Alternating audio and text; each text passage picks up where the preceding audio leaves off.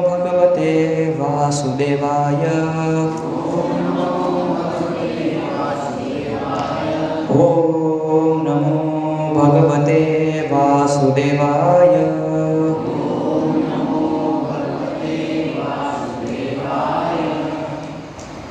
आज हम चर्चा करेंगे श्रीमद् भगवद गीता अध्याय 10 श्री भगवान का ऐश्वर्य।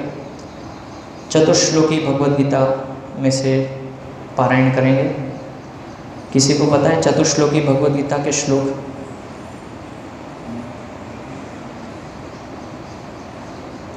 याद है किसी को? चतुश्लोकी भगवद गीता के श्लोक कौन कौन से हैं?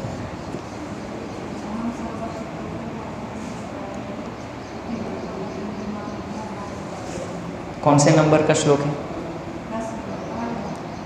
उसके बाद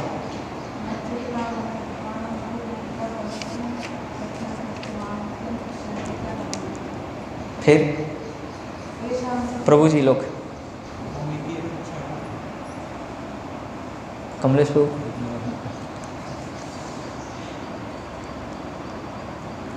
उत्तम गौरांग प्रभु,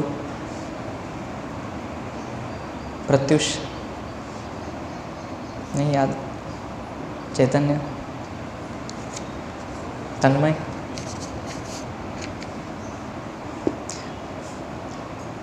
बुक डिस्ट्रीब्यूशन में क्या समझाते हैं आप लोगों को?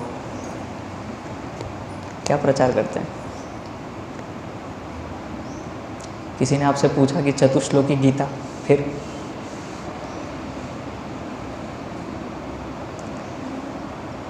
माताओं में से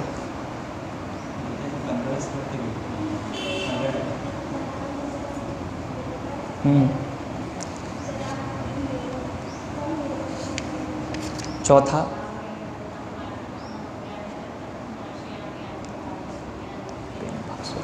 तो 10वें अध्याय का 8, 9, 10 और 11 ये 4 श्लोक हैं जिसको चतुश्लोकी भगवद गीता कहते हैं। उसमें से आज हम चर्चा करेंगे मच्चित्तं मद्गतः प्राण बोधयन्त परस्परम कथयन्तश्च मां नित्यं तुष्यन्ति च रमन्ति च। अनुवाद: मेरे शुद्ध भक्तों के विचार मुझ में वास करते हैं, उनके जीवन मेरी सेवा में अर्पित रहते हैं और वे एक दूसरे को ज्ञान प्रदान करते हैं तथा मेरे विषय में बातें करते हुए परम संतोष तथा आनंद का अनुभव करते हैं। तात्पर्य: यहाँ जिन शुद्ध भक्तों के लक्षणों का उल्लेख हुआ है वे निरंतर भगवान की दिव्य प्रेमा भक्ति में रमे रहते हैं। उनके मन कृष्ण के चरण कमलों से हटते नहीं, वे दिव्य विषयों की ही चर्चा चलाते हैं। इस श्लोक में शुद्ध भक्तों के लक्षणों का विशेष रूप से उल्लेख हुआ है। भगवत भक्त परमेश्वर के गुणों तथा उनकी लीलाओं के गान के अहर्निश लगे रहते हैं। उनके हृदय तथा आत्माएं निरंतर कृष्ण में निमग्न रहती हैं और वे अन्य भक्तों से भगवान के विषय में बातें करने में आनंद अनुभव करते हैं। भक्ति की प्रारंभ अवस्था में वे सेवा में ही दिव्य आनंद उठाते हैं और परिपक्व अवस्था में वे ईश्वर प्रेम को प्राप्त होते हैं। जब वे इस दिव्य स्थिति को प्राप्त कर लेते हैं तब वे उस सर्वोच्च सिद्धि का स्वाद लेते हैं जो भगवत धाम में प्राप्त होती है। भगवान चैतन्य दिव्य शक्ति की तुलना जीव के हृदय में बीज बोने से करते हैं। ब्रह्मांड के विभिन्न लोकों में असंख्य जीव विचरण करते रहते हैं। इनमें से कुछ ही भाग्यशाली होते हैं जिनकी शुद्ध भक्त से भेंट हो पाती है और जिन्हें भक्ति समझने का अवसर प्राप्त होता है। यह भक्ति बीज के सदृश है। यदि इसे जीव के हृदय में बो दिया जाए और जीव हरे कृष्ण मंत्र का श्रवण तथा कीर्तन करता रहे तो बीज अंकुरित होता है। जिस प्रकार की नियमित सींचते रहने से वृक्ष का बीज फलता है, भक्ति रूपी आध्यात्मिक पौधा क्रमशः बढ़ता रहता है जब तक यह ब्रह्मांड के आवरण को भेद कर ब्रह्म ज्योति में प्रवेश नहीं कर जाता। ब्रह्म ज्योति में भी यह पौधा तब तक बढ़ता जाता है जब तक उस उच्चतम लोक को नहीं प्राप्त कर लेता जिसे गोलोक वृंदावन या कृष्ण का परम धाम कहते हैं। अंततोगत्वा यह पौधा भगवान के चरण कमलों की शरण प्राप्त कर वहीं विश्राम पाता है। जिस प्रकार पौधे में क्रम से फूल तथा फल आते हैं उसी प्रकार भक्ति रूपी पौधे में भी फल आते हैं और कीर्तन तथा श्रवण के रूप में उसका सींचन चलता रहता है। चैतन्य चरितामृत में मध्य लीला अध्याय 19 भक्ति रूपी पौधे का विस्तार से वर्णन हुआ है। वहाँ यह बताया गया है कि जब पूर्ण पौधा भगवान के चरण कमलों की शरण ग्रहण कर लेता है तो मनुष्य पूर्णतया भगवत प्रेम में लीन हो जाता है। तब तक वह एक क्षण भी परमेश्वर के बिना नहीं रह पाता, जिस प्रकार की मछली जल के बिना नहीं रह सकती। ऐसी अवस्था में भक्त वास्तव में परमेश्वर के संसर्ग से दिव्य गुण प्राप्त कर लेता है। श्रीमद् भागवत में भी भगवान तथा उनके भक्तों के संबंध में ऐसी अनेक कथाएं हैं, इसीलिए श्रीमद् भागवत भक्तों को अत्यंत प्रिय है। जैसा कि भागवत में ही 12, 13, 18 में कहा गया है, श्रीमद् भागवतम पुराणम अमलम यद वैष्णवानां प्रियम। ऐसी कथा में भौतिक कार्यों, आर्थिक विकास, इंद्रिय तृप्ति या मोक्ष के विषय में कुछ भी नहीं है। श्रीमद् भागवत ही एकमात्र ऐसी कथा है जिसमें भगवान तथा उनके भक्तों की दिव्य प्रकृति का पूर्ण वर्णन मिलता है। फलतः कृष्ण भावना भावित जीव ऐसे दिव्य साहित्य के श्रवण में दिव्य रुचि दिखाते हैं, जिस प्रकार तरुण तथा तरुणी को परस्पर मिलने में आनंद प्राप्त होता है। ओम अज्ञानतिमिरान्धस्य ज्ञानाञ्जनशलाकया चक्षुरुन्मीलितं येन तस्मै श्रीगुरवे नमः। श्रीचैतन्यमनोभीष्टं स्थापितं येन भूतले स्वयं रूपः कदा मह्यं ददाति स्वपदान्तिकम्।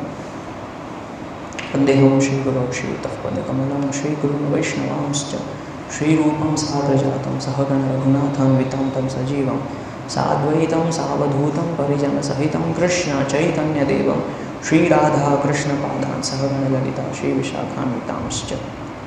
नाम श्रेष्ठं मनमपि सच्चिपुत्रमत्र स्वरूपं रूपं तस्यागजं परिमाधुरीं गोष्ठवतीं राधाकुण्डं गिरिवरमहो राधिका माधवाशां प्राप्तो यस्य पतितकृपया श्रीगुरुं तं नतोऽस्मि।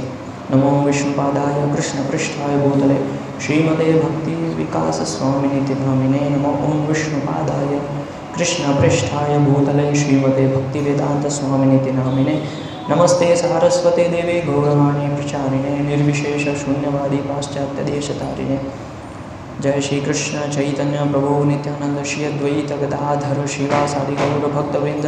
हरे कृष्णा कृष्ण कृष्ण हरे हरे, हरे राम राम राम हरे हरे। हरे कृष्ण। तो ये जो श्लोक हैं ये हमारे जीवन का सार है ये श्लोक, क्योंकि इसमें शुद्ध भक्त का क्या लक्षण होता है उसके बारे में यहाँ पे चर्चा की है। तो जैसे कि यहाँ पे अनुवाद में लिखा है कि मेरे शुद्ध भक्तों के विचार मुझ में वास करते हैं, मत चित्त मत गतः प्राण। यानी कि भगवान के भक्तों का जो चित्त है, मन है, वो क्या है, भगवान के अंदर वास करता है। और मत गतः प्राण, कि उनके जो प्राण है वो मेरे लिए अर्पित है, मुझ में अर्पित हैं। तो ये शुद्ध भक्तों के लक्षण हैं। ये चर्चा हम इसीलिए करते हैं और इसीलिए मैं ये चर्चा कर रहा हूँ क्योंकि अधिकतर भक्तों के प्रश्न होते हैं कि शुद्ध भक्त कौन है, क्या उनके लक्षण हैं। तो श्रीमद् भगवद गीता के अंदर अगर हम विस्तार से उसको गहराई में पढ़ेंगे तो हर एक प्रश्न का उत्तर आपको मिल जाएगा। अगर भगवद गीता की दृष्टि से किसी को समझाना है शुद्ध भक्त का लक्षण, तो ये श्लोक बता सकते हैं किसी को। तो इससे हमारी खुद की परिस्थिति पता चलेगी कि हम कौन से स्तर पे हैं। ये श्लोक अगर हम पढ़ेंगे गहराई से तो इससे हमारा भक्ति का लेवल क्या है वो पता चलेगा कि हम कौन से लेवल पे हैं। जैसे कि यहाँ पे तात्पर्य में श्रील प्रभुपाद जी लिख रहे हैं कि भक्ति की जो तुलना है वो एक बीज के साथ की गई है और उसको धीरे धीरे श्रवण और कीर्तन के द्वारा सिंचन करने से धीरे धीरे ब्रह्मांड के बाहर वो पौधा बढ़ता जाता है, ब्रह्म ज्योति तक पहुंचता है और उसके बाद वो पौधा जो है भगवान के चरण कमल तक पहुंचता है। और श्रवण कीर्तन का सिंचन नहीं करने से सम्यक मात्रा में या फिर जितना आवश्यक है उतना सिंचन नहीं करते हैं तो फिर भक्ति लता के आसपास बहुत सारे अवरोध उत्पन्न होते हैं। शारीरिक रूप से अवरोध उत्पन्न होते हैं, मानसिक रूप से उत्पन्न होते हैं, या फिर जो षड्विकार हैं काम क्रोध लोभ, उससे अवरोध उत्पन्न होते हैं भक्ति के अंदर। और लाभ पूजा प्रतिष्ठा, ये जो इच्छा है, इससे अवरोध उत्पन्न हो सकता है। तो इसको जैसे अगर हम देखें कि जब हम खेती करते हैं तो उसको काट देते हैं, जो ज़रूरी फसल नहीं है या जो आवश्यक नहीं है उसको हम काट देते हैं। लेकिन कृष्ण भक्ति के अंदर हमारे हृदय में ऐसी जो आवश्यक चीज़ें नहीं हैं, वो जब बढ़ती है तो उसको कैसे काटें, ये प्रश्न होना चाहिए कि उसको काटे कैसे, क्योंकि वो बढ़ रही है और वो ऐसी बढ़ रही है कि हमें लग रहा है कि ये कृष्ण भक्ति है। क्योंकि जो कृष्ण भक्ति का पौधा है और जो उसके अतिरिक्त जो पौधा है, दोनों एक जैसे लग रहे हैं दिखने में। तो जो कृष्ण भक्ति का पौधा नहीं है उसको हम समझ रहे हैं कि ये कृष्ण भक्ति है। क्यों? क्योंकि हमको भी समझ नहीं है कि भगवान ये श्लोक में क्या कह रहे हैं, तो इससे पता लगा सकते हैं।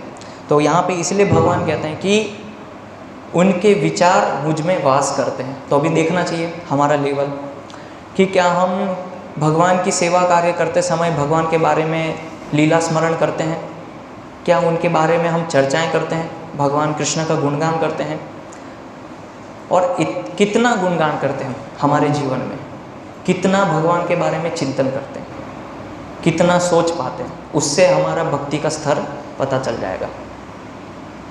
तो भक्ति केवल कोई एक खेल नहीं है कि सामान्य हम आए और माला की और शास्त्र पढ़ लिए और चले गए प्रसाद लेके। भक्ति एक विज्ञान है, सब चीज़ें उसमें साइंटिफिक वैज्ञानिक तरीके से कार्य करती है। तो इसीलिए इसको समझना बहुत ही आवश्यक है। तो अगर आप श्रीमद् भगवद गीता का 5वां अध्याय का शीर्षक पढ़ेंगे तो उसमें प्रभुपाद जी ने टाइटल दिया है कर्मयोग कृष्ण भावना भावित कर्म। तो यहाँ पे जितने भी भक्त बैठे हैं सब लोग सेवा कर रहे हैं कि नहीं कर रहे हैं? कोई है जो नहीं कर रहे हैं? हाथ उठा सकते हैं, स्पष्ट बताइए कि मैं सेवा नहीं करता हूँ। सब कर रहे हैं, कर रहे हैं? बोलिए, कर रहे हैं कि नहीं कर रहे हैं? सेवा नहीं कर रहे तो क्या कर रहे हैं आप? कर रहे हैं? बोलते क्यों नहीं आप? बोलिए, कर रहे हैं। प्रभु जी सेवा कर रहे हैं, हम सब लोग कर रहे हैं ना। भगवान की सेवा करने ही तो आते हैं मंदिर में। तो हम सब लोग अलग अलग सेवा करते हैं। कोई जो है माताएं सब्जी काटती है, प्रभु जी लोग मंदिर में झाड़ू मारते हैं, पोछा मारते हैं, और भगवान के लिए भोग बनाना, बहुत सारी सेवाएं अलग अलग। तो लेकिन वो सेवा नहीं है, हम सेवा नहीं कर रहे हैं। अब आप बोल सकते हैं कि पहले तो प्रभु जी बोल रहे थे सेवा कर रहे हैं, फिर बोलते नहीं कर रहे हैं। तो क्यों नहीं कर रहे हैं? तो श्रील प्रभुपाद जी बोलते हैं कि जो भी कार्य हम करते हैं मंदिर के अंदर या जो भी एक्टिविटी करते हैं, अगर उसमें कृष्ण भावना नहीं है तो वो केवल एक सामान्य कर्म है। इसीलिए प्रभुपाद ने बोला कर्मयोग कृष्ण भावना भावित कर्म। कृष्ण भावना कैसे आएगी सेवा करते समय? तो कृष्ण भावना आएगी सेवा करते समय ऐसे, जो प्रभु जी ने मिर्ची ज़्यादा डाल दी, वो प्रभु जी ने देखो कैसा कर दिया, छोक जला दिया, इससे हमारी चेतना बढ़ेगी कृष्ण भक्ति में।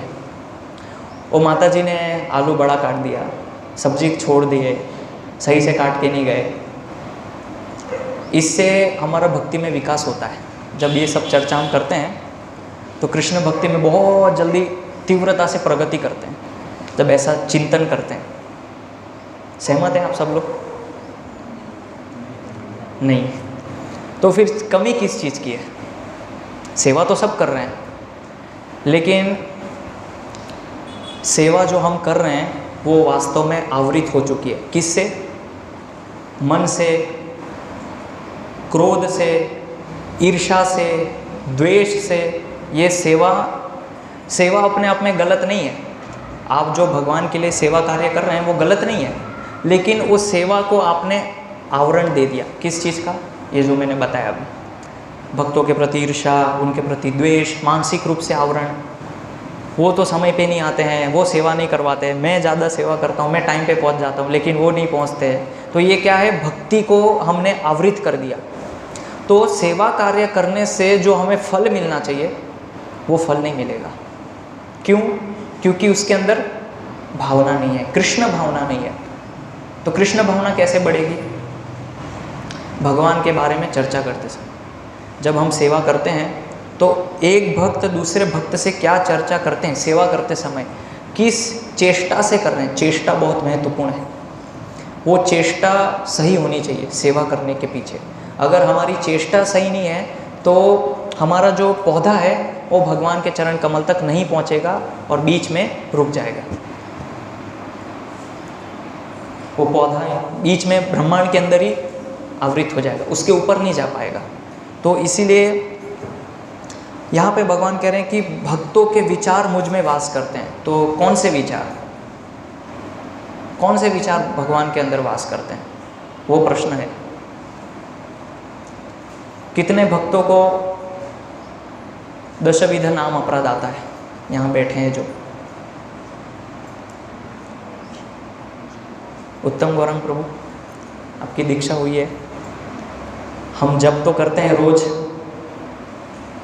हरे कृष्णा जप करते हैं बहुत गंभीरता से।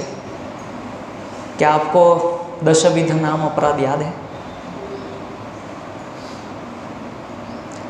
कितने भक्तों को चैतन्य महाप्रभु का शिष्याष्टकम याद है?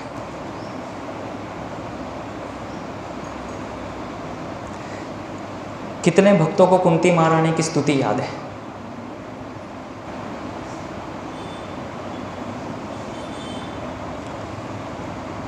ये हमारी स्थिति है भक्ति में। आप देखिए, खुद ही अवलोकन कर लीजिए कि हम इतने समय से आ रहे हैं, हरे कृष्ण जप कर रहे हैं, लेकिन हरे कृष्ण जप के अंदर अपराध कौन से हैं वो हमें पता नहीं है।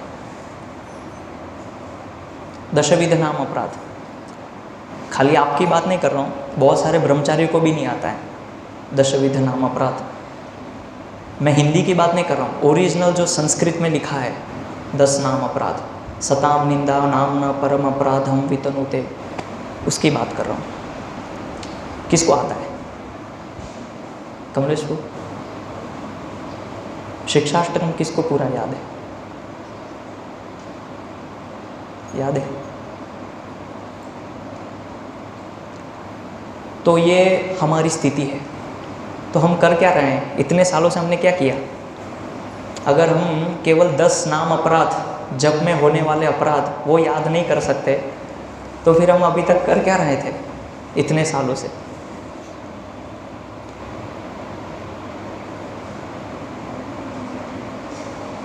टाइम वेस्ट कर रहे थे, समय कट रहा था, मंदिर जाके सेवा हो गई, प्रसाद ले लिया, कट गया समय, अब घर जाएंगे। इसलिए मैंने बोला भक्ति एक विज्ञान है। अगर हम अवलोकन करेंगे तो बहुत सारी चीज़ें बाहर निकलेगी, बहुत सारी चीज़ें।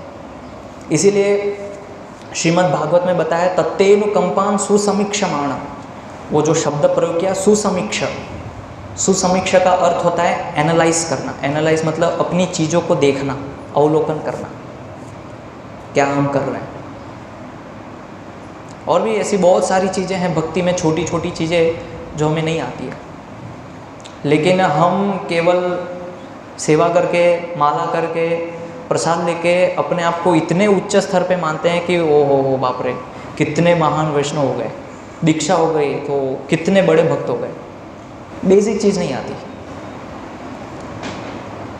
यहाँ पे बैठे जितने भी भक्त, तो आखिरी बार जपमाला कब धोई थी? मैंने देखा बहुत सारे भक्तों की जपमाला इतनी गंदी होती है, पता नहीं कीचड़ में से उठा के लाए हैं कि धोई नहीं है, क्या है पता नहीं। आप बोल सकते हैं प्रभु जी ये भगवत गीता से इसका क्या लेना देना है? चैंट एंड बी हैप्पी, उसमें लिखा है हरे कृष्ण जपो और सदा खुश रहिए। प्रभुपाद भी बोले chant Hare Krishna and be happy, खुश रहो। ये आप बोल रहे हैं जब थैली गंदी है, ये शुद्धता नहीं है, 10 नाम अपराध नहीं आते, हमको शिष्टाष्टकम नहीं आता, ये सब की क्या जरूरत है? हरे कृष्ण जब तो आता है ना करना सबको, पर्याप्त है। इसका अर्थ है कि हमारा मन भगवान में नहीं है। जिस व्यक्ति का मन भगवान में वास करता है तो वो भगवान के बारे में अधिक जानने का प्रयास करता है। अगर आपका मन भगवान श्री कृष्ण के अंदर लगा है तो आप जानेंगे कि 10 नाम अपराध क्या है, कौन सी चीज़ है जो हमें नाम अपराध करने से रोकती है, जो भगवान का नाम हमारे जप करने से भगवान तक नहीं पहुंचाती है, वो हमें पता होना चाहिए। चैतन्य महाप्रभु आए तो उन्होंने शिष्टाष्टकम में क्या बताया, क्या वो कहना चाह रहे हैं हमसे, पता होना चाहिए, हमें नहीं पता है। तो ये सारी छोटी छोटी चीज़ें हैं जिसके द्वारा हम भक्ति में प्रगति करते हैं। शुद्धता का पालन करना, कृष्ण भक्तों के साथ जो है चर्चा करना सेवा करते समय, क्या ये चीज़ें हम कर पाते हैं? तो फिर कैसे वो हमारा जो कर्म है वो कृष्ण भावना भावित होगा? वो तो फिर एक सामान्य कर्मयोग हो गया, वो कृष्ण भावना भावित कर्म नहीं हुआ। तो श्रील प्रभुपाद जी बोलते थे कि 2 जप माला होनी चाहिए। अगर एक जप माला गंदी हो जाए तो उसको धो के दूसरी जप माला प्रयोग करनी चाहिए। लेकिन होता क्या, अक्सर मैंने देखा है कि एक जप माला लेते हैं, कई महीनों तक उसको चलाते हैं, इतना काला हो जाता है कि पता नहीं कौन से कलर का बीट डेग लिया था और कौन सा कलर अभी हो गया उसका, इतना काला। और फिर धोते नहीं हैं, उसको फेंक देते हैं, फिर गोदाम में से दूसरा लेके उस पर जप करेंगे, धोएंगे नहीं। तो इसलिए आते हैं, प्रभु जी नया बीट बैग ले जाऊं, तो ऐसे हर 2-3 महीने में नया बीट बैग ले जाते हैं और लेकिन धोते नहीं है उसको। हमारे वस्त्र कितने सारे गंदे होते हैं, लेकिन ऐसे ही हम प्रचार में चले जाते हैं, ध्यान नहीं देते हैं। कभी कभी सिर पे तिलक नहीं होता है, हम ऐसे ही चले जाते हैं, ध्यान नहीं देते। छोटी छोटी चीज़ें, ये हमारी चेतना को दर्शाता है कि हम क्या कर रहे हैं कृष्ण भक्ति के अंदर। बहुत सारे गृहस्थ भक्तों के घर में जाता हूँ, लेकिन तिलक ही नहीं होता है सिर पे, तिलक ही नहीं करते। घर में तो तिलक कर सकते हैं, घर में क्या समस्या है तिलक करने में, लेकिन नहीं करते। तो भक्ति केवल ये कितना स्क्वायर फीट होगा, ये 3000 स्क्वायर फुट के अंदर हमारी भक्ति जो है चालू होती है और उसके बाद समाप्त हो जाती है।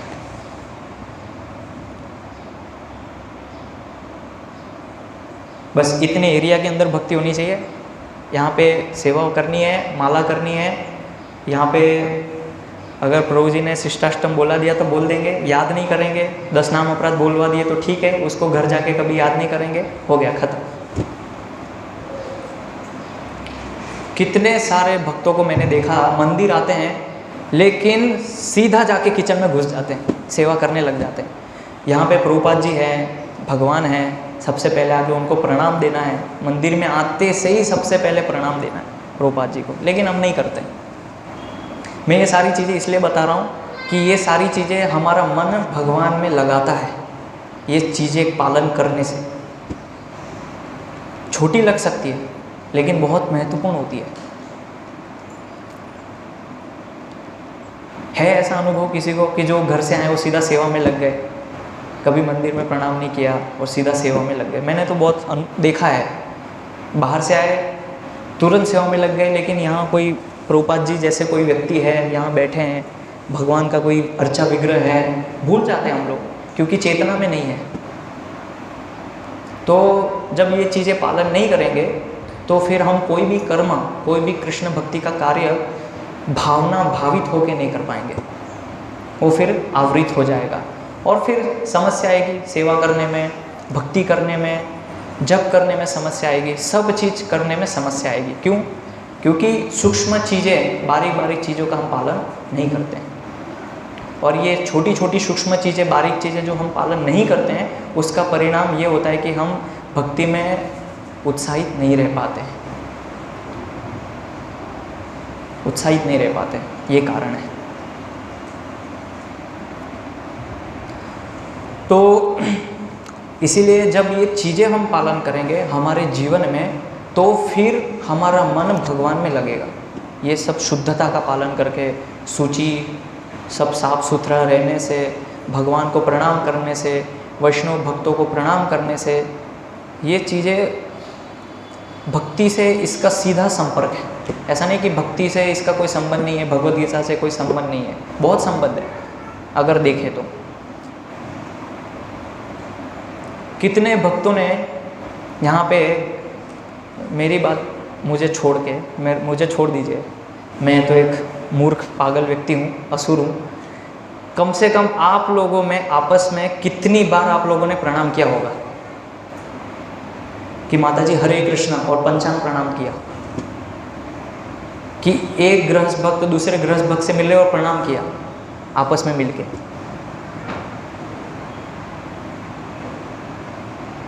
नहीं करते हम लोग। जबकि शास्त्रों में वर्णन है कि जब भी हम वैष्णव को देखें तुरंत प्रणाम करना चाहिए, उनको पंचांग प्रणाम करना चाहिए।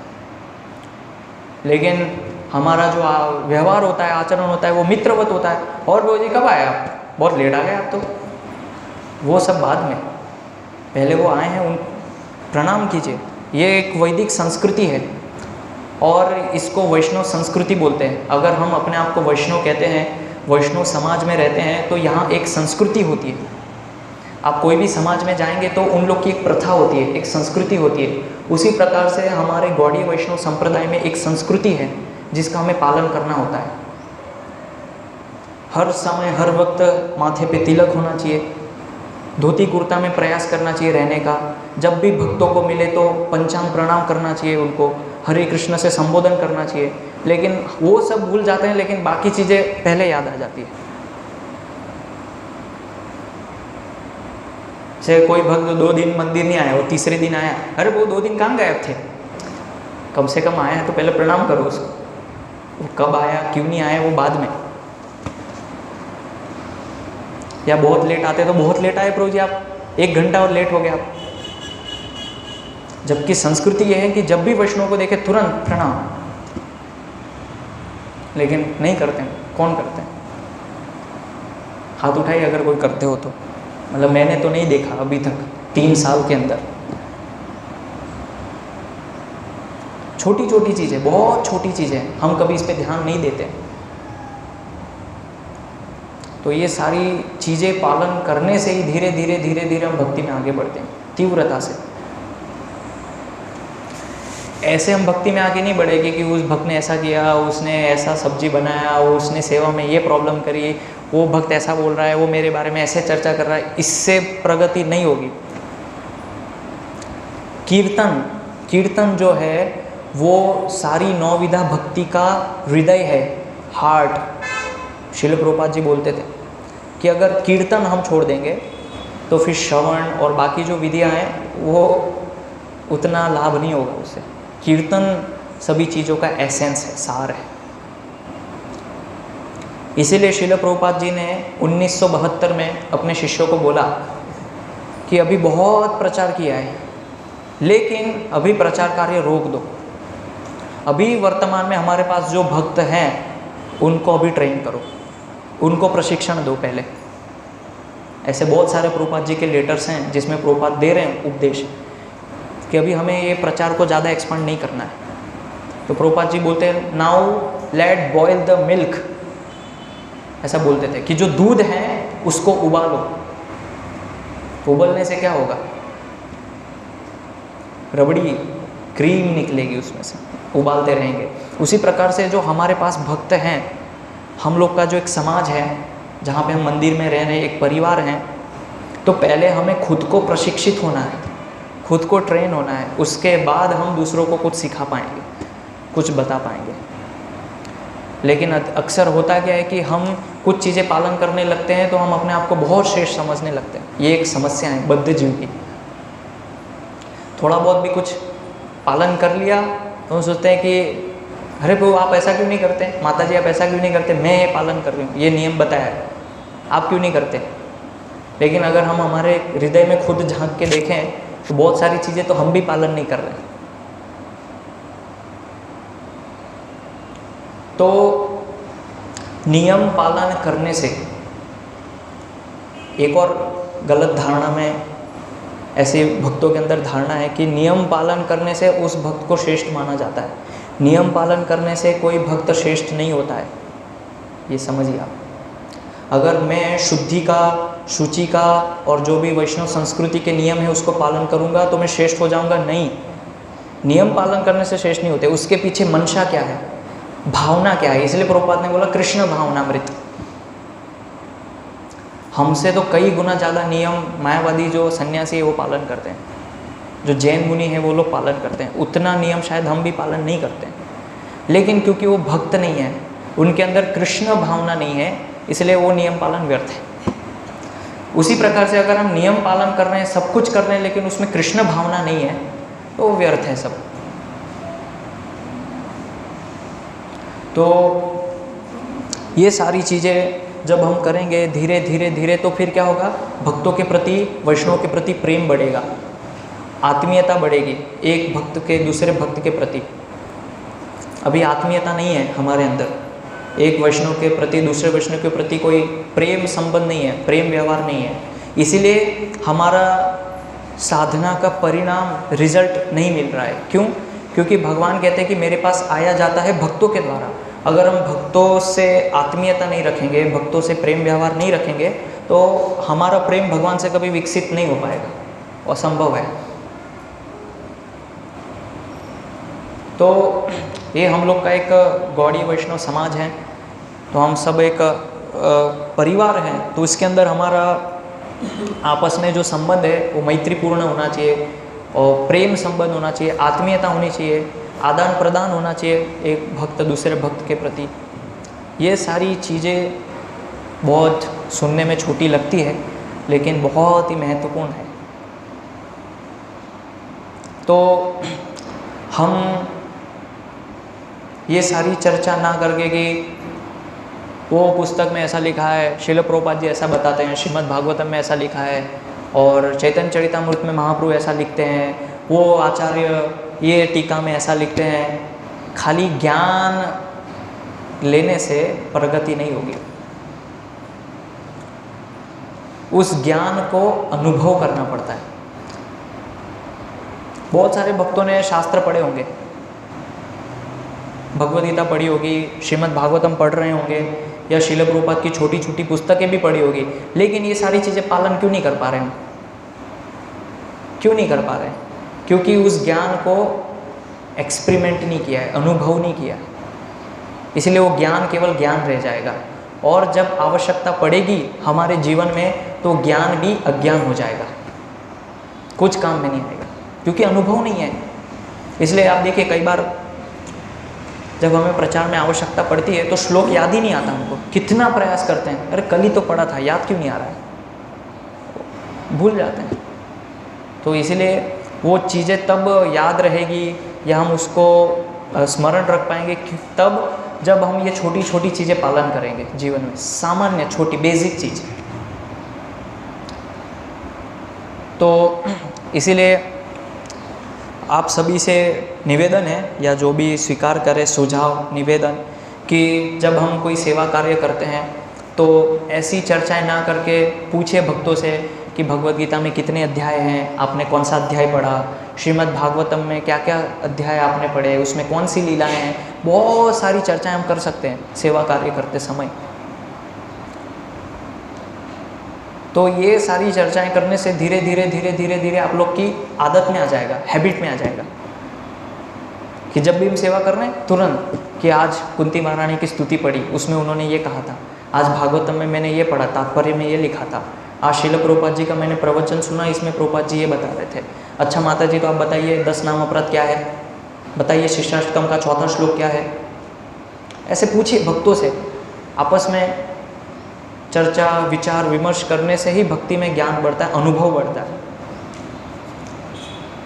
तो नहीं तो ज्ञान केवल कोरा ज्ञान हो जाएगा, ड्राई नॉलेज। उसको अगर प्रैक्टिकल करना है तो फिर चर्चा होनी चाहिए। इसलिए भगवान बोलते हैं मत चित्त मत गतः प्राण, अभी भगवान कहते हैं बोधयन्तः परस्परम, परस्परम, परस्पर यानी आपस में एक दूसरे से। कौन? असुर और भक्त, भक्त और भक्त मिलके भगवान की चर्चा करते हैं परस्पर। कथयन्तश्च, मेरी कथा करते हैं। और भगवान कहते हैं नित्यम, नित्य रूप से। विशेष श्रीमद् भागवत ने बोला है कि शृण्वत श्रद्धया नित्यम, कि शृण्वत यानी सुनना चाहिए श्रद्धा के साथ नित्य रूप से श्रीमद् भागवत को। गुणन्तश्च स्वचेष्टितम, और जब हम श्रद्धा और रति के साथ श्रीमद् भागवत को सुनते हैं तो गुण वो हृदय में हमारे प्रकट होते हैं। गुणन्तश्च कालेन नाति दीर्घेण भगवान विशते हृदि, कि कुछ ही कालांतर में फिर क्या होगा कि भगवान हमारे हृदय में वास करने लगेंगे। लेकिन श्रद्धा, रति, इंटरेस्ट, रुचि होना आवश्यक है। फिर भगवान कहते हैं तुष्यन्ति च रमन्ति च, कि जब वो ऐसी कथा करते हैं तो उसको परम संतोष होता है, भक्तों को आनंद अनुभव होता है। हमारे साथ उल्टा है, जब तक किसी की चुगली ईर्ष्या द्वेष नहीं करेंगे तो फिर आनंद नहीं होता है। मज़ा तो तब आती है जब कोई किसी की बुराई कर दो, एक दो भक्तों की, या किसी का कुछ फॉल्ट निकाल दो, तो उसमें थोड़ा आनंद होने लगता है। उसके बिना हमारा दिन जो है पूरा नहीं होता है, जब तक ये करेंगे नहीं तो। आज कृष्ण भक्ति में अधूरापन लग रहा है, खालीपन लग रहा है। क्यों? वो भक्तों की चुगली नहीं कर रही, उस भक्तों के बारे में बुराई नहीं कर रही, इसलिए खालीपन लग रहा है थोड़ा सा। मंगला आरती तो गया था, 16 माला भी हो गई, पढ़ाई भी के लिए खाली खाली सा क्यों लग रहा है आज, इतना सब करने के बाद भी? क्योंकि हमारा स्वभाव है, जीव का स्वभाव है। तो अभी हम जो है वास्तव में हमारी जो स्थिति है वो रावण जैसी है। क्यों रावण जैसी है? तो रावण जो है सीता माँ के सामने ब्राह्मण का भेष बना के गया था, और क्या किया? सीता माँ को किडनैप करके ले गया ओरिजिनल स्वरूप में आके। ऐसे ही हम भक्तों के सामने भेष बना के आए हैं। किसका भेष? वैष्णव का। और जैसे ही कुछ गलत होता है हमारे ओरिजिनल स्वरूप में आ जाते हैं, प्रकट हो जाता है हमारा वास्तविक स्वरूप। चुगली करना, क्रोध करना, उसकी बुराई करना। तो हम सभी, इसलिए प्रभुपाद बोलते थे कि सभी भक्तों को, वैष्णव को मक्खी की तरह नहीं होना चाहिए। गंदी जगह पे जाके घाव पे बैठना, ऐसी गंदी चीज़ों को सुनना, हमें मधुमक्खी की तरह होना चाहिए कि हर एक वैष्णव के पास जाके उनसे सार ग्रहण करना चाहिए। मधुमक्खी फूलों से रस निकालती है। तो सभी भक्तों के अंदर बहुत सारी अच्छाइयाँ होती है जो हम नहीं देख पाते, और उसमें से अगर एक एक चीज़ भी हम अपने जीवन में उतार लेंगे, बहुत सारे गुण हमारे अंदर इकट्ठे हो जाएंगे। एक एक चीज़ भी हो सकता है वो भक्त मंगला आरती समय पे नहीं आता है या पढ़ाई नहीं करता है, लेकिन हो सकता है उसके अंदर उत्साह बहुत है, सेवा करने का बहुत उत्साह है। बस उसको एक्सेप्ट कर लो, स्वीकार करो, ये भक्त के अंदर बहुत उत्साह है, ये प्रेरणा मुझे मिल रही है इनसे। वो छोटा बालक भी हो सकता है, ऐसा ज़रूरी नहीं है कि मेरे समान स्तर पे जो है उनसे ही मैं गुण लूँगा। वो परसमय भी हो सकता है, संकर्षण भी हो सकता है, बहुत छोटे बच्चे भी हो सकते हैं। तो हर एक के अंदर एक एक अच्छा गुण होता है, और उस अच्छाई को लेके, उस गुण को लेके बस हमारे अंदर डाल दो, तो फिर हम बुराई से बचेंगे। इसीलिए श्रील प्रभुपाद जी बोलते थे कि ज़्यादा से ज़्यादा समय भक्तों के संग में बिताइए। और भक्तों के संग में बिताना क्यों है? कि जो हमने अध्ययन किया है उसकी हम व्यावहारिक रूप से चर्चा कर पाएँ भक्तों से। अगर चर्चा नहीं करेंगे तो खाली ज्ञान ज्ञान ही रह जाएगा जीवन पर्यंत।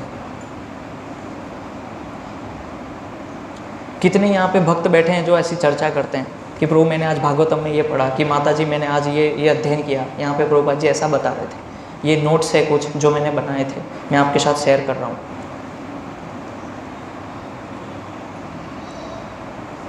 कौन करता है कोई? है तो बताइए, मतलब उसमें शर्म की कोई बात नहीं है। एक भक्त है, तो हमारे अंदर बहुत सारी वीकनेस, कमज़ोरियाँ हैं, कमियाँ हैं, और वो जो कमियाँ हैं वो हर समय हर वक्त गुरु हमें नहीं बताते हैं।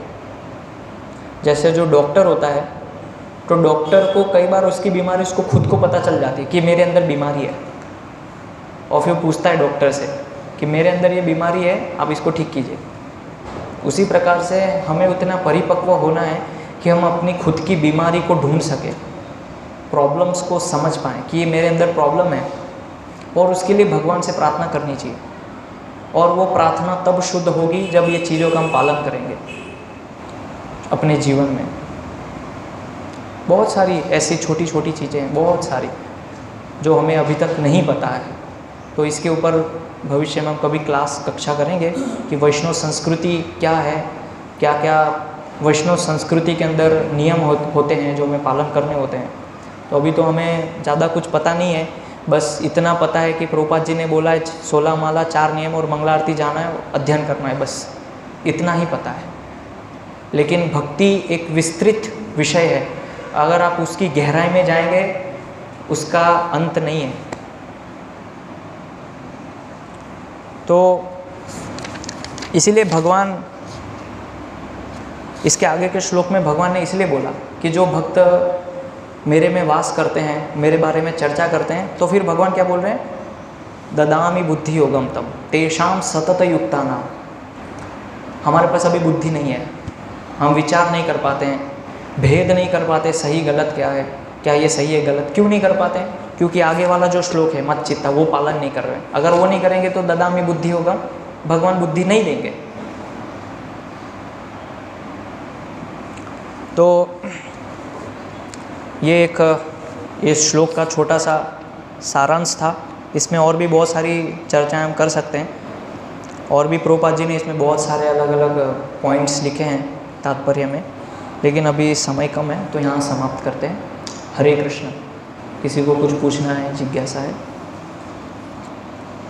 किसी को बुरा लगा हो तो उसके लिए मैं क्षमा चाहता हूँ, माफ़ी मांगता हूँ आप सभी वैष्णव से। हरे कृष्ण। प्रणाम के बारे में बता दीजिए जी। उसमें मध्यम अधिकारी, कनिष्ठ अधिकारी, वरिष्ठ अधिकारी, तीनों को कैसे और किस स्तर पे, किन परिस्थितियों में कैसा प्रणाम है? प्रभु जी का प्रश्न है कि प्रणाम कैसे करते हैं, कनिष्ठ, मध्यम, उत्तम। यहाँ पे जितने भी वैष्णव बैठे सब सोचते हैं मैं मध्यम अधिकारी हूँ, इसलिए हम प्रणाम नहीं करते। सबको ये लगता है कि मैं मध्यम अधिकारी हूँ, वो भक्त आके मुझे प्रणाम करेगा तब मैं प्रणाम करूँगा। क्यों हम नहीं कर पाते प्रणाम? इसका मतलब हम अपने आप को मध्यम अधिकारी समझ रहे हैं कि मुझे भक्ति में 3 साल हो गए और वो भक्त तो अभी अभी आया है, इसलिए मैं, वो जब प्रणाम करेगा तो मैं बदले में करूँगा। लेकिन वास्तव में संस्कृति ये है कि कोई भी वैष्णव हो प्रणाम करना चाहिए तुरंत। हाँ, अगर कोई पैंट शर्ट में है, अभी नया नया भक्ति में है, तो संबोधन दे सकते हैं हरे कृष्ण, लेकिन हम सभी वैष्णव हैं आपस में। तो ये कल्चर, मतलब हैबिट, आदत लानी चाहिए हमारे अंदर। ये आदत अभी नहीं है। और सामान्यतः मैंने देखा है कि जब वरिष्ठ भक्त भी आते हैं तो प्रणाम नहीं करते भक्त लोग। जैसे मैंने बहुत बार नोटिस किया कि सव्यसाची जी को या कोई भक्त आते हैं तो साइड से निकल जाते हैं ऐसे कि प्रभु जी चले जाए, लेकिन प्रभु जी आते हैं तुरंत प्रणाम करो या हरे कृष्ण प्रभु जी। ये क्या तरीका है? ये कोई संस्कृति नहीं है। हाँ, हमसे बहुत सीनियर है, उनका भक्ति में लेवल बहुत हाई है और हम हाथ जोड़ के कह रहे हैं हरे कृष्ण, तो मूर्खता है पूरी। इवन जब भी मिले उनसे, जब भी वो जा रहे हैं बाहर, कहीं पे भी दिखे तुरंत प्रणाम करो, चाहे वो दिखे नहीं दिखे उनको। जब मैं अवंती आश्रम गुरुकुल में था तो आश्रम टीचर था, तो उस समय मैं बच्चों को प्रशिक्षण दे रहा था। और एक बार गुरु महाराज आए तो बहुत सारे बच्चे प्रणाम नहीं करते थे, तो गुरु महाराज आते थे और जब वो देखते थे तब प्रणाम करते थे। एक दिन गुरु महाराज ने मेरे से बोला कि ये बच्चों को सिखाइए, दूर से ही अगर गुरु दिखे तुरंत प्रणाम करना चाहिए, दंडवत प्रणाम। फिर उनको हैबिट में लाया, मार मार के सिखाया कि जब भी देखे गुरु को तुरंत प्रणाम करो। तो अभी हमारे अंदर आदत नहीं है, हैबिट नहीं है, उससे हमारे अंदर विनम्रता आती है प्रणाम करने से। इसीलिए गोस्वामी गण जो है 1000 बार प्रणाम करते थे दिन में, 1000 बार। हम तो मंदिर में भी आते हैं तो माला लेके चले जाते हैं, पर्स रखा है, वो माता जी पर्स लेके बाहर निकल जाती है, लेकिन भूल जाते हैं यहाँ प्रभुपाद बैठे, उतना भी नहीं कर पाते। तो वैष्णव भक्तों की दूर की बात, कम से कम ये तो हो कि कम से कम प्रभुपाद जो शिक्षा गुरु हैं जब भी मंदिर में प्रवेश करें उनको प्रणाम देना है। किसी भक्त की चाबी रह गई तो चाबी लेके चले जाते हैं, भूल जाते हैं यहाँ प्रभुपाद बैठे हैं। तो ये आदत, कल्चर, हैबिट, हर एक चीज़ की आदत डालनी चाहिए।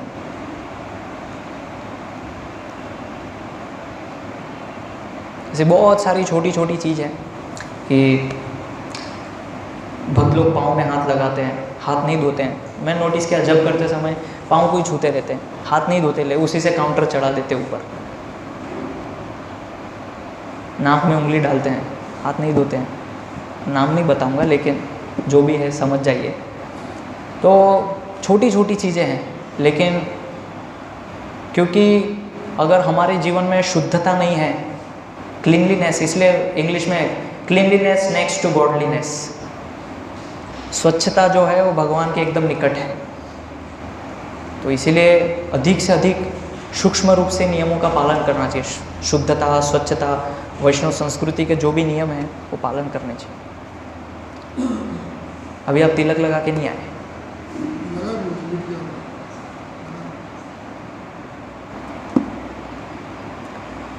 तो चीज़ें हैं वो तो जब हम संगति करेंगे वैष्णव की तब पता चलेगा कि कहाँ प्रॉब्लम है।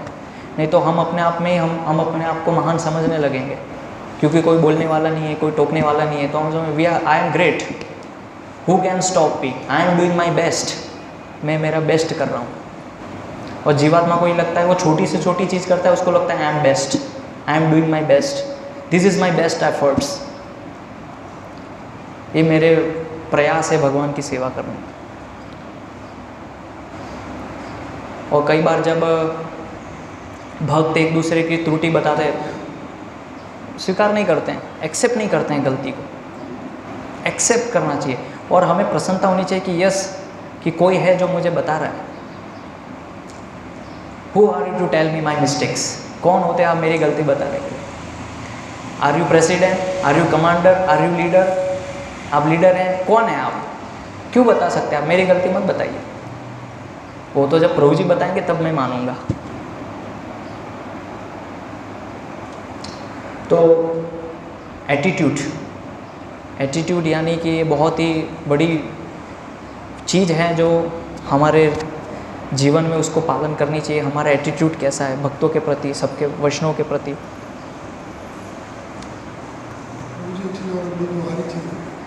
किसी भक्ति वाली जो आदत है, उन्होंने स्वयं से हरे कृष्णा बोला बड़े अच्छे से, और कई भक्त ऐसे होते हैं इंतजार करते हैं कि सामने वाला बोला तब करें। तो जिसके अंदर अच्छी आदत होती है तो धीरे से वो भी मना कर देता है, मतलब बंद कर देता है वो चीज़ करना। ये एक प्रकार की अकड़ तो है, पर क्या ये अगर एक तरफा कार्रवाई होती रहे तो सामने वाले का अहंकार पुष्ट नहीं होगा। ये मुझे हमेशा करते हैं। नहीं तो हरे कृष्णा अगर हम बोल रहे हैं तो उसमें गलत क्या है?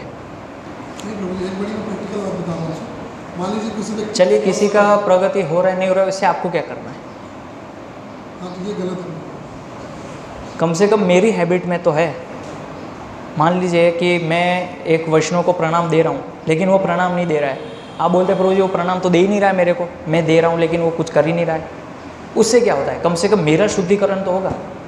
एक्चुअली प्रॉब्लम यही है, ये सबसे बड़ी प्रॉब्लम है कि वो करेगा तब मैं करूँगा। वो प्रभु जी मंदिर जाएंगे, उसके पीछे पीछे मैं भी जाऊँगा, पहले कोई पहुँचे तो सही वहाँ। लेकिन हम अपने आप से आदर्श प्रस्तुत करना क्यों नहीं चाहते? अपने जीवन से शुरुआत करें, हमारे आदर्श से हम सिखाएं दूसरों को। दूसरों की प्रतीक्षा क्यों करते हैं? और दूसरों की प्रतीक्षाएं में ही हम भक्ति में पीछे रह जाते हैं, आगे नहीं बढ़ पाते प्रतीक्षा करते करते कि कौन लीड लेगा, कौन आगे आएगा, तो फिर हम भी करेंगे। बल्कि अच्छी चीज़ों में तो हमें तुरंत आगे आना चाहिए। यस, मैं शुरुआत करता हूँ, कोई करे चाहे नहीं करे। मान लीजिए आप मंदिर में आए और यहाँ पे वैष्णव खड़े हैं, तो आपने अगर प्रणाम दिया, चाहे कोई भी नहीं दे रहा हो, लेकिन आपने कम से कम शुरुआत की एक आदर्श संस्कृति को स्थापित करने की। संस्कृति कैसे स्थापित होती है? 1-2 लोग से शुरुआत होती है। नंदग्राम कैसे बना? आज वहाँ पे 20 फैमिली है, पहले वहाँ पे 2 फैमिली थी। सोचते कि नहीं पहले कोई जाएगा फिर मैं जाऊँगा। अगर ऐसे ही सोचते रहते तो आज नंदग्राम होता ही नहीं, गुरुकुल ही नहीं होता। तो कुछ लोगों को तो आगे आना पड़ेगा संस्कृति को स्थापित करने के लिए, एक अच्छी चीज़ों को स्थापित करने के लिए। भले ही 10 माताजी जो है बुराई कर रहे हैं सेवा करते समय, लेकिन कम से कम मैं तो कृष्ण की चर्चा करूं। वो भले ही सुन रहे हैं नहीं सुन रहे, उससे क्या फ़र्क पड़ रहा है। लेकिन प्रॉब्लम क्या है कि हम भी उनके साथ शामिल हो जाते हैं, क्योंकि वो ऐसा कर रहे हैं इसलिए मैं भी ऐसा कर रही हूँ।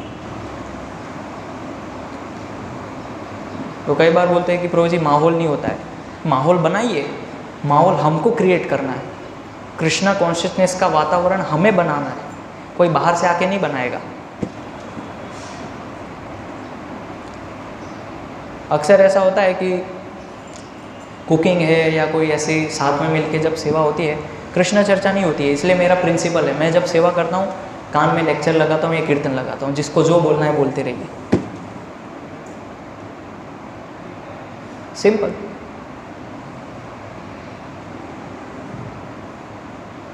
उसमें भी दोष निकालते हैं कि प्रभु जी को कोई मतलब ही नहीं है, अपना खुद का सुन रहे हैं और कुकिंग कर रहे हैं। ठीक है, उसमें भी बुराई है, नो प्रॉब्लम, एक्सेप्ट। लेकिन कम से कम अच्छी चीज़ है, वो बुराई सहन कर सकते हैं हम। लेकिन जो भक्तों की निंदा करके उनके साथ शामिल होकर वो बुराई सहन नहीं कर सकते। इसलिए अच्छा है कीर्तन सुनो, प्रवचन सुनो, अपनी सेवा करो। फिर धीरे धीरे क्या होगा कि और आपको देख के और 2 भक्त सुनना चालू करेंगे, फिर बंद कर दो, अब फिर चर्चा करो आपस में। तो मेरे साथ जो भक्त होते हैं किचन में, आप पूछे उत्तम गौरांग प्रभु ये लोग, मैं उनको बताता रहता हूँ कि आपने भागवतम में क्या पढ़ा, क्या समझ रहे हैं आप, भगवद गीता में आपने क्या समझा अभी तक, कौन सा लेक्चर सुना आपने प्रभुपाद जी का। यही चर्चा करते हैं हम लोग। तो उससे सेवा भी हो रही है और आपका भक्ति में वर्धन भी हो रहा है। नहीं तो वो सेवा से हम पीछे चले जाएंगे, भक्ति में आगे नहीं बढ़ पाएंगे।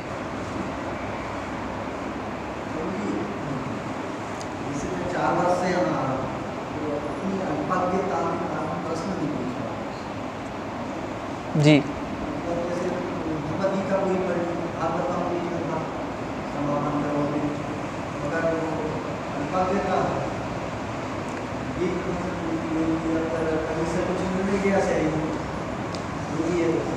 तो कई बार ऐसा आवश्यक नहीं है कि हम सभा के अंदर या जब कक्षाएं हो रही उस समय प्रश्न पूछे, लेकिन भक्ति में हमारे जीवन में एक व्यक्ति ऐसा होना चाहिए, कोई एक व्यक्ति जिनके ऊपर हम पूरी श्रद्धा के साथ भक्ति में आगे बढ़े। इसमें गलत नहीं है कि हम सभी भक्तों से शिक्षा नहीं ले सकते या उनकी बात नहीं सुन सकते, सुन सकते हैं, लेकिन फिर भी एक ऐसा व्यक्ति होना चाहिए जिनसे हम अपना पूरा हृदय खोल के बात कर सकें, उनसे प्रश्न पूछ सके, उनसे जिज्ञासा कर सके। और वो केवल कोई एक हो सकता है, सब नहीं हो सकता। जैसे भगवान कृष्ण एक ही है, तो ऐसे ही कोई एक भक्त ऐसा होगा जो आपको पूरा मार्गदर्शन दे सकते हैं, सक्षम है आपकी सभी जिज्ञासों को पूर्ण करने के लिए। तो कई बार अगर हम सभा में नहीं पूछ रहे तो उनसे पर्सनली मिल सकते हैं, उनसे जिज्ञासा करें, जो भी हमारे प्रश्न है वो पूछे और पूरा हृदय खोल के बात करें उनसे।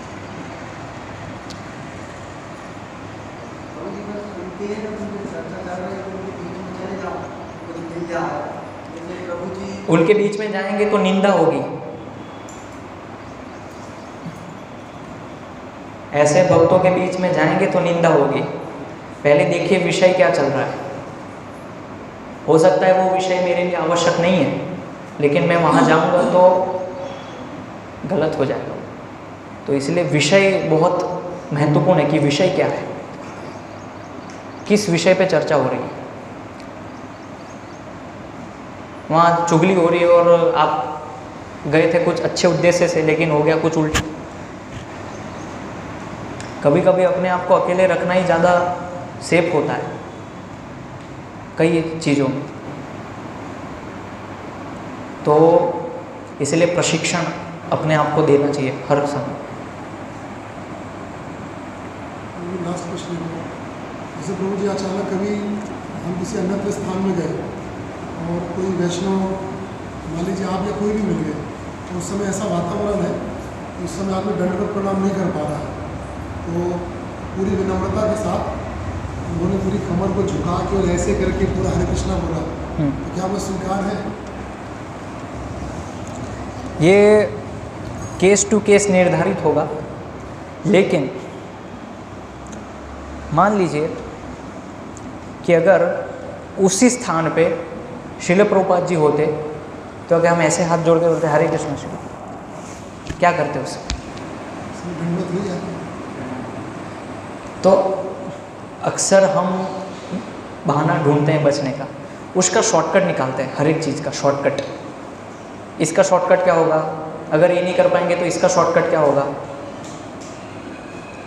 अच्छा, दंडवत नहीं कर सकते तो क्या कर सकते हैं? कमर झुका सकते हैं, प्रणाम कर सकते हैं। लेकिन जो सिद्धांत है वो सिद्धांत है, उसको कोई बदल नहीं सकता, वो सिद्धांत है। आप नहीं कर पा रहे हैं, आपका दोष है, आपकी त्रुटि है, लेकिन आप ऐसा मत समझिए कि ये कर रहा हूँ ये श्रेष्ठ है। नहीं, वो श्रेष्ठ नहीं है। हाँ, एक्सेप्टेबल है, स्वीकार्य है, ऐसा नहीं कि भक्त उससे रुष्ट होंगे, लेकिन हैबिट, कल्चर, संस्कृति ये है कि वैष्णव को देखते हैं तो प्रणाम करते हैं। मुझे एक चीज़ और, मैं कई जगह देखता हूँ कि जैसे सैफरान प्रभु जी, तो कई भक्त आके उनके चरण स्पर्श करते हैं, तो इस्कॉन में हरे कृष्णा करना है ये क्या, वो गलत है क्या? कई बार मैं देखता हूँ ऐसे कि ऐसे पैर छू के चरण स्पर्श करते हैं, तो कई बार मैं किन्हीं वैष्णव को मैंने देखा भी है, तो बड़े अच्छे से ऐसे भी करते हैं। तो इस्कॉन में क्या है प्रभु जी, बेसिक किसका क्या है? हरे कृष्णा करके प्रणाम करना है दूर से, या चरण स्पर्श करना है, क्या है? इसमें बहुत सारी चीज़ें हैं डिटेल में, तो मैं अभी शॉर्ट में नहीं बताऊंगा, आपको पर्सनली गाइडेंस दे सकता हूँ इसमें, क्योंकि प्रभुपाद जी के भी कुछ लेटर्स हैं इसके ऊपर जो आप प्रश्न पूछ रहे हैं, और भी बहुत सारी जगह पे प्रभुपाद ने मार्गदर्शन दिया है कि जब हम प्रचार में जाते हैं ऐसी चीज़ें सामने आती है तो कैसे उसका प्रतिकार करना है, क्या करना है उसमें, तो मैं आपको पर्सनली बता सकता हूँ। हाँ,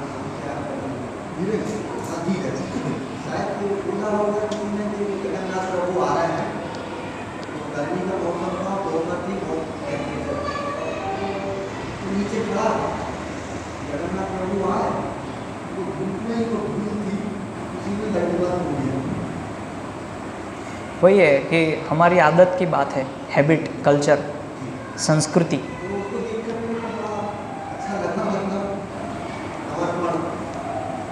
जितना भौतिक जीवन में हम जितना उन्नत होते हैं उतना ही झुकने में कष्ट होता है। ये चाहे माने मत माने, ये व्यवहारिक है। भौतिक जीवन में हम जितना उन्नत होते हैं, जैसे बालक हैं, उसको कोई मतलब नहीं, कोई कौन क्या बोलेगा, मुझे क्या है, लेकिन हम जितना धीरे धीरे बड़े होते जाते हैं, थोड़ा बड़े होते हैं, पद मिलता है, उन्नति करते हैं, तो फिर झुकने में कष्ट होता है उतना ही, वो अहंकारवश होता है कष्ट।